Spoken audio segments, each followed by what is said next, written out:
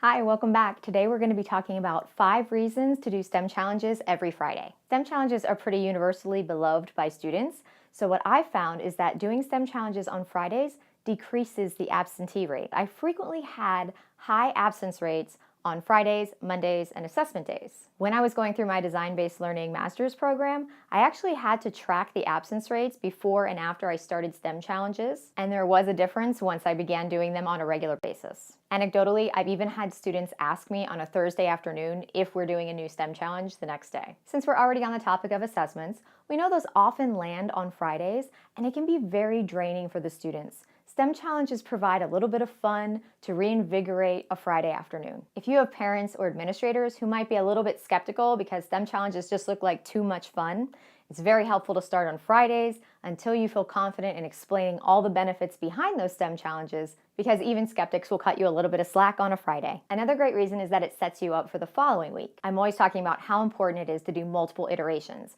but I'm also very practical. I know you can't do whole class multiple iterations for every single STEM challenge, but what you can do is set up centers or places where early finishers can go to follow up on a prior STEM challenge. So the following week, if you have center rotations going, you can add in a second iteration of a challenge you've already done, because the students already know what the gist of the challenge is. Students won't need a lot of assistance there. They'll be able to do this pretty independently. If you don't do center rotations, you could set up an area of your room, like a maker space, so students who finish other tasks early in the following week can go and work on their second iteration. And for those students who need just a little bit of extra time to come up with ideas, that gives them the whole weekend to sort of ponder and marinate before they come back the following week where they can try out their new ideas. Perhaps the best reason of all is Friday afternoons can be challenging.